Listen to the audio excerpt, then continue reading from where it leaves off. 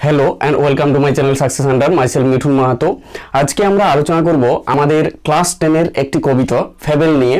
আমাদের ওয়েস্ট বেঙ্গলের যে সিলেবাস সেই ক্লাস 10 এর মধ্যে আমাদের প্রথম যে কবিতাটি রয়েছে ফেবল, সেই ফেবল কবিতাটা নিয়ে আমরা প্রথম থেকে ওয়ার্ড বাই ওয়ার্ড লাইন ধরে ধরে সম্পূর্ণ বাংলায় আলোচনা করব। তোমরা অবশ্যই প্রথম থেকে শেষ পর্যন্ত ভিডিওটি দেখো, আশা রাখছি তোমাদের ভালো লাগবে ভিডিওটি। তো চলো আর আমরা বিশেষ কিছু না বলে আমরা শুরু করছি আমাদের আজকের এই কবিতাটির আলোচনা। তো আজকে আমরা যে কবিতাটি নিয়ে আলোচনা করব সেই কবিতাটির নাম হচ্ছে ফেবল। আজকে আমরা আলোচনা করব ফেবল নিয়ে।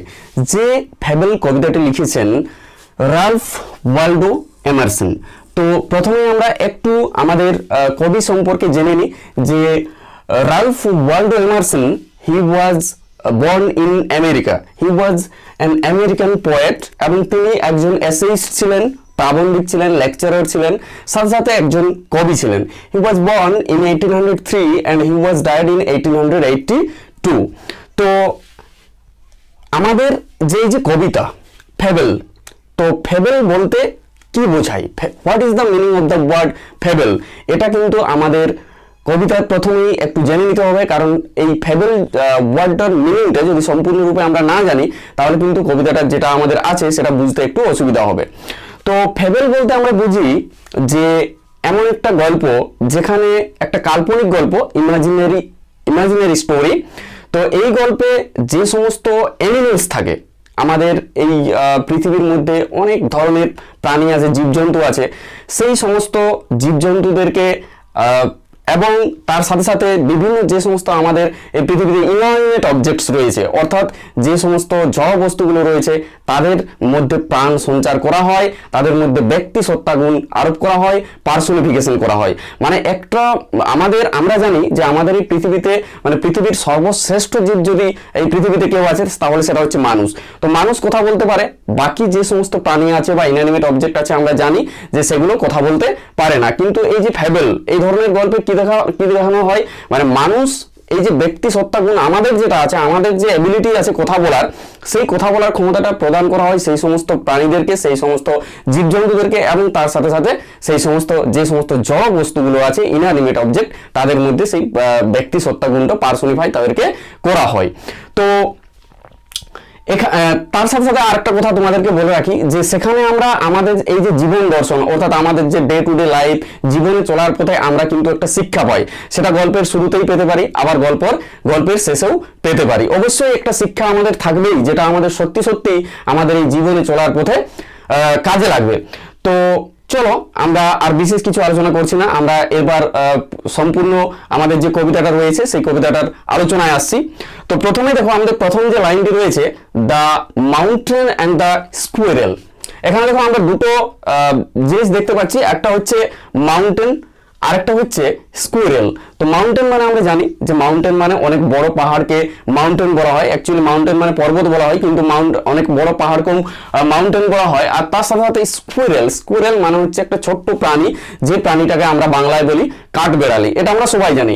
তো এই মাউন্টেন অ্যান্ড স্কুয়েরেল এই দুটো হচ্ছে এই যে আমাদের পয়েন্ট রয়েছে ফেবল, এই ফেবল পয়েমের ক্যারেক্টার বা চরিত্র। তো mountain and the squirrel had a war, তারা এনগেজড হয়েছিল।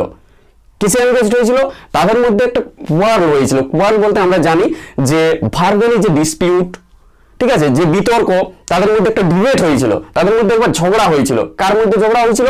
Mountain and the squirrel. তাহলে এখানে আমরা বুঝতেই পারছি যে একটা মাউন্টেন যেটা কিন্তু একটা ইনঅ্যানিমেট অবজেক্ট, আর স্কুয়েরেল একটা ছোট্ট প্রাণী। আমরা জানি যে তারা কথা বলতে পারে না, কিন্তু দেখো তাদের কি করা হয়েছে এখানে, পার্সোনিফাই করা হয়েছে, তাদের মধ্যে ব্যক্তি সত্তাগুণ আরোপ করা হয়েছে। এখানে মাউন্টেন কথা বলছে, কার সাথে কথা বলছে? স্কুয়েরেলের সাথে। এবং কোনো কারণে তাদের মধ্যে কথা বলার সময় তাদের মধ্যে একটা বিতর্কের সৃষ্টি হয়েছিল, দুজনের মধ্যে একটা ঝগড়া হয়েছিল। And the former called the latter. এখানে ফর্মার বলতে আগের পার্সন কে, আগের ব্যক্তি কে ছিল? মাউন্টেন। তো সেই মাউন্টেন কল্ড বলছে, কাকে বলছে? লেটার, পরের জনকে। এখানে পরের জন বলতে কে? স্কুয়েরেল। অর্থাৎ মাউন্টেন স্কুয়েরেলকে বলছে, কি বলছে? যে লিটল প্রিগ। এই জায়গাটা কিন্তু আমাদেরকে একটু ভালো করে বুঝতে হবে যে এখানে কিন্তু এই যে লিটল ওয়ার্ডটা রয়েছে, লিটল আমরা জানি যে স্মল ইন সাইজ, সেটা খুব ছোট্ট হয় সাইজে। এবং ফ্রিগ বলতে আমরা জানি যে a person who is self, মানে একজন সেলফ রাইটিয়াস পার্সনকেই আমরা কিন্তু প্রিগ বলি, মানে নীতিগতভাবে বা মোরালি সে কিন্তু কারেক্ট থাকবে। মানে কি, সে যে কথাগুলো বলছে সে মনে করবে যে আমি যে কথাগুলো বলছি কোনো একটা বিষয় সম্পর্কে সেটা কিন্তু একদম সঠিক। এবং যদি এই যে এখানে বলা হয়েছে যে অ্যাকচুয়ালি এখানে একটা মানে মকলি উপহাস করা হচ্ছে, কাকে উপহাস করা হচ্ছে? এই কাঠবেড়ালিকে, তাকে লিটিল বলা হচ্ছে, মানে কি তাকে ছোট বলা হচ্ছে। কেন ছোট বলা হচ্ছে? কারণ তাদের কোনো মাউন্টেন এবং স্কুরেলের মধ্যে কোনো এক বিষয় নিয়ে তাদের ঝগড়া হয়েছিল, বিতর্ক হয়েছিল, এবং বিতর্ক হওয়ার পরে হয়তো কোনো একটা কথা স্কুরেল সেটা কিন্তু মাউন্টেন যেটা বলেছিল সেটা কিন্তু মানতে পারেনি। সে কিন্তু তার যথোপযুক্ত ভালোভাবে সেটা বুঝিয়েছিল যে তুমি যেটা বলছো সেটা কিন্তু নয়, এই যে এটা হচ্ছে আসল জিনিস, মানে সত্যি কথাটা তার কাছে উপস্থাপন করেছিল। তাতে করে মাউন্টেন তাকে উপহাস করেছে, ব্যঙ্গ করেছে যে লিটল পিগ, তুমি মনে করো তুমি সব জানো, তুমি সব জানতা, তোমার মধ্যে অহংকার আছে, তুমি একজন দাম্ভিক। মানে কি, হয়তো তাকে এরকমও বলেছে যে ছোট মুখে বড় কথা। আসলে কি, সে বলছে যে আমি অনেক বড়, তাহলে আমি যেহেতু অনেক বড় তাই আমি যে কথাগুলো বলছি সেই কথাগুলোই কিন্তু সঠিক। আর তুমি যেহেতু ছোট, তুমি যদিও সঠিক বলছো কিন্তু তুমি সঠিক বলছো না, কারণ কি তুমি অনেক ছোট আমার চেয়ে। এই যে লিটল পিগ এই কথাটা বলার পর কিন্তু কাঠবেড়ালির একটু মানে খারাপ লেগেছিল। তো এখানে বান রিপ্লাইড বলতে অ্যানসার্ড,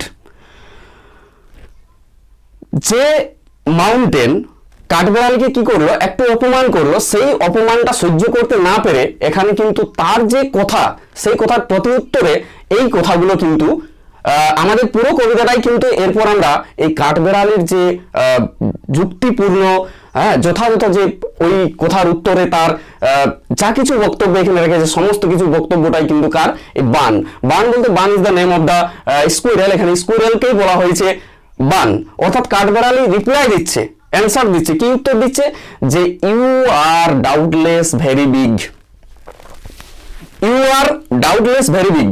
ইউ বলতে তুমি, তুমি বলতে মাউন্টেন, এখানে মাউন্টেনকে বলছে, কি বলছে? যে you are doubtless very big, তুমি নিঃসন্দেহে অনেক বড়। ডাউটলেস, আনডাউটেডলি, নিঃসন্দেহে, এখানে কোনো সন্দেহ নেই যে তুমি অনেক বড়, যেটাকে বলে জাইগান্টিক সাইজ, গ্রেট সাইজ, তুমি আমার চেয়ে অনেক বড়, আমি মেনে নিচ্ছি মাউন্টেন। কাঠবেড়ালি এখানে বলছে, স্কুইরেল বলছে যে আমি মেনে নিচ্ছি মাউন্টেন, তুমি আমার চেয়ে অনেক বড় সাইজ, বাট কিন্তু তোমাকে একটা কথা মনে রাখতে হবে, কিন্তু but all sorts of things and weather must be taken in together to make up a year and a sphere। এখানে দেখো কত সুন্দর একটা কথা বলা হয়েছে। কাঠবেড়ালি কি বলছে? যে all sorts of things, মানে all types of objects, আমাদের পৃথিবীতে শর্টস বলতে টাইপস, থিংস বলতে অবজেক্টস, মানে আমাদের পৃথিবীটা, এই পৃথিবীতে কিন্তু ছোট বড় সব ধরনের বস্তু রয়েছে, সব ধরনের জিনিস রয়েছে। তাহলে all sort of things and weather বলতে ক্লাইমেট, অ্যাটমসফিয়ার, অর্থাৎ আবহাওয়াকে বোঝানো হয়েছে। তো এখানে কাঠবেড়ালি বলছে যে আমাদের মাস্ট বি টেকেন টুগেদার, এই যে সমস্ত জিনিস, সমস্ত বস্তু, ছোট হোক সেটা বড় হোক, কিংবা যে ওয়েদার রয়েছে, অ্যাটমসফিয়ার রয়েছে, must be taken in together, অবশ্যই মাস্ট বি টেকেন, নিতে হবে, ইন টুগেদার, একসঙ্গে, সমস্ত কিছুকে একসঙ্গে নিতে হবে, তবে টু মেক আপ এ ইয়ার, তবে তৈরি হবে, প্রিপেয়ার হবে, কি তৈরি হবে? একটা বছর, এই ইয়ার, একটা বছর তৈরি হতে কিন্তু 12টা মাস লাগে। সেই 12টা মাসে কিন্তু 6 ধরনের কি থাকে? ওয়েদার থাকে, আবহাওয়া থাকে। অর্থাৎ একটা মাস নিয়ে যেমন একটা বছর তৈরি হয় না, একটা ঋতু নিয়ে যেমন একটা বছর তৈরি হয় না, তেমনি শুধুমাত্র একটা বিশাল বড় তোমার মতো সাইজ একটা অবজেক্ট নিয়ে, একটা বস্তু নিয়ে একটা স্ফিয়ার তৈরি হয় না, বা একটা গোলক বা ইউনিভার্স, আমরা যে বিশ্বে বসবাস করছি সেই বিশ্বটা তৈরি হয় না। আসলে এখানে স্কুইরেল মাউন্টেনকে বলতে চাইছে যে এই পৃথিবীতে তোমার যেমন গুরুত্ব আছে, তোমার যেমন ইম্পর্টেন্স আছে, একই রকম ভাবে আমারও কিন্তু এখানে ইম্পর্টেন্স আছে। তোমার যতটা ইম্পর্টেন্স আছে, তোমার যতটা গুরুত্ব আছে এই পৃথিবীতে টিকে থাকার, সেই একই রকম ভাবে, তাই আমাকে তুমি কখনোই নেগলেক্ট করতে পারো না, আমাকে তুমি কখনোই ইনসাল্ট করতে পারো না। তাই সে বলছে যে অল সর্ট অফ থিংস, অর্থাৎ এই পৃথিবীতে যা কিছু আছে, ছোট বড় যা কিছু আছে, সমস্ত কিছুকে নিয়ে এই গোলকটা তৈরি হয়েছে, স্ফিয়ারটা তৈরি হয়েছে, এই ইউনিভার্সটা তৈরি হয়েছে। এবং আমরা জানি যে আমাদের যে 6টা ঋতু, সেই 6টা ঋতুকে নিয়ে 12টা মাসকে নিয়ে কিন্তু আমাদের একটা বছর তৈরি হয়। একটা মাস বা একটা ঋতু বা একটা সিজনকে নিয়ে কখনোই একটা বছর তৈরি হতে পারে না। তাই তোমার মতো একটা বিশাল বড় অবজেক্ট নিয়ে পৃথিবীটা কিন্তু তৈরি হতে পারে না। আমাদের মতো ছোট ছোট সাইজের প্রাণীগুলো বা যে সমস্ত বস্তুগুলো আছে, যা কিছু আছে ছোট বড় সমস্ত কিছু নিয়েই কিন্তু আমাদের এই পৃথিবীটা তৈরি। এরপর দেখো এন্ড স্কুরেল আবার আরো বলছে, কি বলছে যে এন্ড আই থিঙ্ক, আমি মনে করি, আমি বলতে এখানে স্কুরেল, আই থিঙ্ক আমি মনে করি, ইট নো ডিসগ্রেস, ডিসগ্রেস বলতে ডিসরেসপেক্ট, অর্থাৎ এটা আমার কোনোই মানে আমি একটু লজ্জিত বোধ করি না, আমার একটু ইনসাল্ট বোধ করি না, আমি একটু লজ্জা বোধ করি না। কি লজ্জা বোধ করি না? To occupy my place, to occupy মানে কোনো একটা জিনিসকে অধিকার করে রাখা, নিজের অধিকার করে রাখা। তাহলে এই যে আমার যে পজিশনটা রয়েছে, অর্থাৎ আমার যে প্লেস, অর্থাৎ এই পৃথিবীতে প্রত্যেকটা ব্যক্তি প্রত্যেকটা জিনিসেরই একটা নিজস্ব প্লেস আছে, একটা নিজস্ব পজিশন আছে। তো আমি যে পজিশনটা আমি অধিকার করে রেখেছি, এই অধিকার করে রাখাটা এটা কিন্তু আমার কাছে একদমই নো ডিসগ্রেস বলতে লজ্জার বিষয় নয়। If I am not so large as you, if যদি I am not so large you, মানে এখানে কাঠবেড়াল কি বলছে দেখো, যে I am not so large, large বলতে কি ওই যে গ্রেট সাইজ, অনেক বড়। তো আমি যদিও আমি তোমার মতো এজ ইউ বলতে এজ দ্য মাউন্টেন, মানে আমি যদিও আমি তোমার মতো অতটা বড় নয়। আগেই কাঠবেড়ালি স্কুরেল বলে দিয়েছে যে you are doubtless very big, তুমি নিঃসন্দেহে অনেক বড়, ওটা আমি মেনে নিচ্ছি।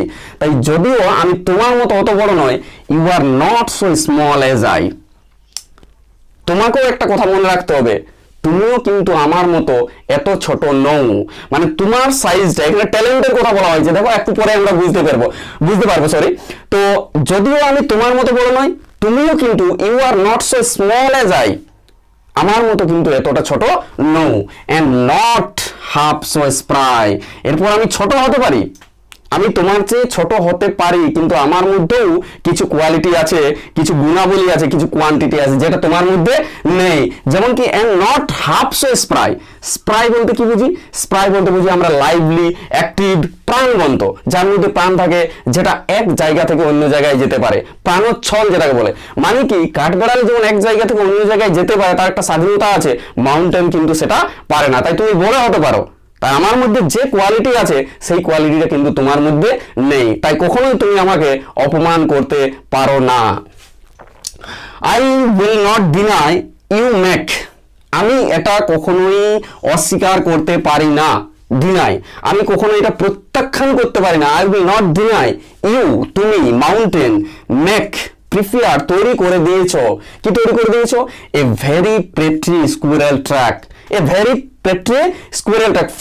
ফেটি বলতে কি খুব সুন্দর, স্কুইরেল ট্র্যাক মানে কাঠবেড়ালি রাস্তা। যে কাঠবেড়ালি একটা ট্র্যাক বলতে আমরা বুঝি যে ন্যারো পথ, তার তো রাস্তা অনেক বড় রাস্তার প্রয়োজন হয় না, একটা সরু রাস্তা হলেও সে চলে যায়, অর্থাৎ সংকীর্ণ যে পথ, যে ট্র্যাক রয়েছে, সেই ট্র্যাকটা আমি কখনোই অস্বীকার করতে পারি না। সেটা কিন্তু খুব সুন্দর এবং সেটা তুমি তৈরি করে দিয়েছো। আমি স্বীকার করছি, আমি কখনোই প্রত্যাখ্যান করছি না যে তুমি আমার জন্য অনেক সুন্দর একটা রাস্তা তৈরি করে দিয়েছো। ট্যালেন্টস ডিফার, দেখো একটা কথা যে তুমি বড় হতে পারো, আমি ছোট হতে পারি, কিন্তু তোমাকে একটা কথা মনে রাখতে হবে যে ট্যালেন্ট অর্থাৎ বুদ্ধিমত্তা, ইন্টেলিজেন্স, ট্যালেন্ট কিন্তু সবার সমান থাকে না। সেটা কি হয়? ডিফারেন্ট, সেটা ডিফারেন্ট হয়, আলাদা আলাদা হয়। আমার মধ্যে যে ট্যালেন্টটা আছে, স্কুরেল বলছে, সেটা হয়তো তোমার মধ্যে নেই, কিন্তু তোমার মধ্যে হয়তো তোমার মধ্যে যে ট্যালেন্টটা আছে সেটা হয়তো আমার মধ্যে নেই, কিন্তু আমার মধ্যে যতটা ট্যালেন্ট আছে সেটাও কিন্তু তোমার মধ্যে নেই। এই পৃথিবীতে প্রত্যেকেরই আলাদা আলাদা ট্যালেন্ট আছে, তাই সবারই সমান কিন্তু গুরুত্ব আছে এই পৃথিবীতে টিকে থাকার।